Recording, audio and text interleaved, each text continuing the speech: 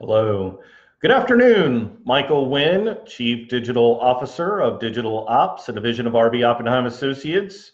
Welcome, friends. Thanks for joining in on the video marketing podcast where we talk about digital strategies to help grow your business. Today, I want to talk about 5 steps to catapult your business into 2020 through personal branding. I think it's interesting when I meet with potential businesses who want to grow, who want to scale their business, yet are absolutely terrified or ignoring the easy way to get there. And it really boils down to personal branding. I think what we're seeing in today's social web and mobile society is that individuals who are able to represent the brand identity and talk about it in authentic and just real, genuine ways are really seeing growth. And they're going to position their business and their organization in 2020 effectively. But I mean, it really boils down to, if you understand that, and I think Gary Vaynerchuk said it really best, your personal brand is your reputation, plain and simple. Who you are when the lights turn on, when the lights are off, your 100% real self is your personal brand. And probably why a lot of people don't go out and aggressively get in front of the camera or go on the record is because they're afraid that they're going to get found out, that they're just completely fake. And they're hiding. So that could be one reason. But regardless, I think if you're trying to do business the right way in 2019 and you're looking forward to 2020 and you're asking yourself, how can I grow my business? The answer is simple. So let's talk about these 5 quick steps. Number 1, don't take shortcuts.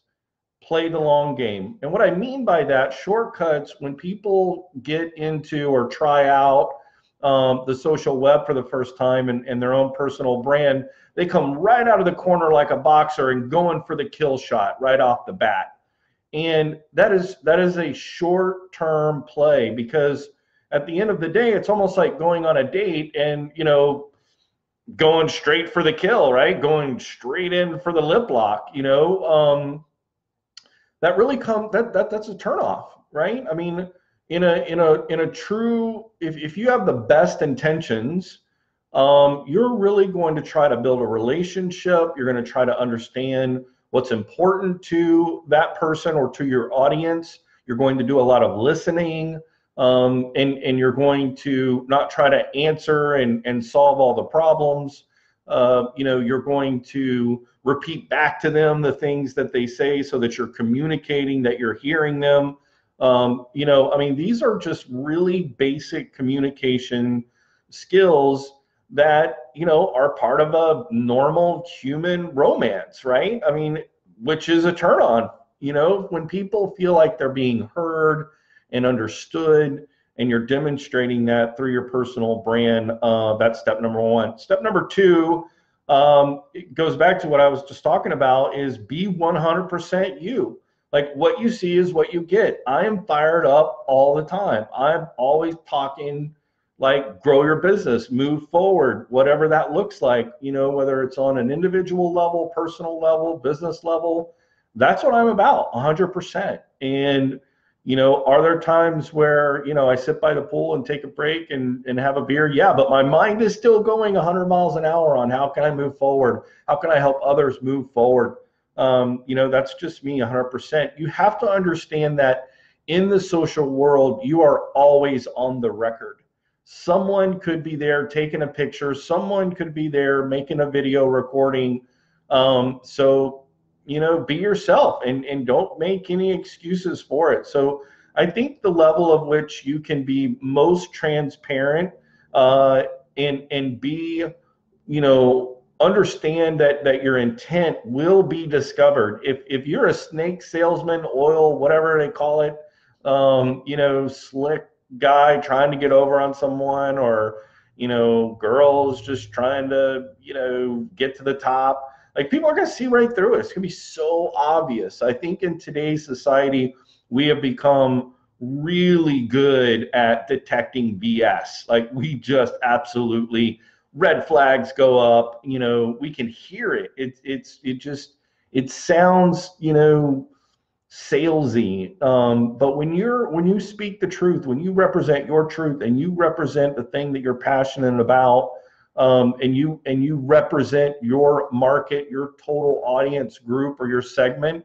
and you demonstrate that you understand what's important to the people who are a part of this community and a part of this industry, you're 100% yourself. So that's number two. Number three is, and we talked about this before, think like a media company. This is so grossly underestimated, underused, and people ignore it really at their own peril. You have to think like you're a media company. And what I mean by that is you need to understand humans, and you need to understand, which, wow, that's a big one, but observe. Like, we love to people watch. Like, how many times you've been to the mall or to a place and like you people watch and you watch what they're doing?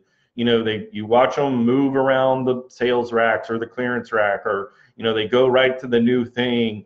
You know, observing culture, observing, you know, and having market insight and understanding helps you be a better storyteller. And I don't mean telling stories like telling lies, but, you know, creating a narrative where you're explaining and walking people through what it's like to experience things related to your product or service. So when you're able to storytell, you're able to think like a media company. I mean, think about when a news station, it looks at all the different things that are happening in and around the city or in and around the state, and they can pick from a number of things. They're going to pick things that they know their audience is going to respond to, right? But you can only do that if you're observing and aware of if you're aware of what's happening in the market and having insight. So that's number three. Number four really goes right into that, and that is be relevant, be current on culture. Now, it doesn't mean that, you know, you have to, you know, whatever, wear things with your collar up or wear a hoodie or whatever. It's not about that. It's understanding it and having an awareness of what it is. You know, it's not like you got to be a poser and pretend like you are, you know, part of a culture scene, but you need to understand, like, okay, there's a big thing. People like Game of Thrones. You don't have to like Game of Thrones, but you need to understand that people like Game of Thrones and maybe why they like Game of Thrones. So being culturally relevant is really about observing behaviors, recognizing trends, understanding mediums and platforms, and then making sure that once you do that, that when you want to interact and come into the conversation, bring value, right? Don't just come walking in and say, oh, great, I hear you're talking about this. Well, you know what? You need to buy this. Like, no, like, come into the conversation and say, oh, I hear what you're saying. I think that makes sense. You know, what you said was A, B, and C, you know, and add value, right? Rather than coming in and trying to sell right off the bat. Number five, be a subject matter black belt. Be an expert in what you do. Stay in your lane, right? Don't try to paint like, you know everything about everything.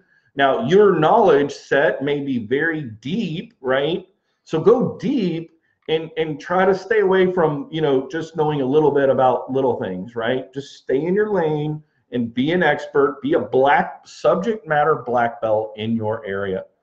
Guys, those are the 5 things. Recapping real quick, how to catapult your business and into 2020 through authentic personal branding is this. Number 1, don't fake it. Don't take shortcuts. Play the long game. Number 2, be 100% you. You're on the record all the time. Number 3, think like a media company. Observe, have market insight, and know how to storytell. Number 4, be relevant. Understand current culture through behaviors and trends and mediums, and bring value to that conversation. Number 5, be a subject matter black belt. Thank you guys for tuning in today. My name is Michael Wynn. I am the Chief Digital Officer of Digital Ops, a division of RB Oppenheim Associates. Catch you tomorrow.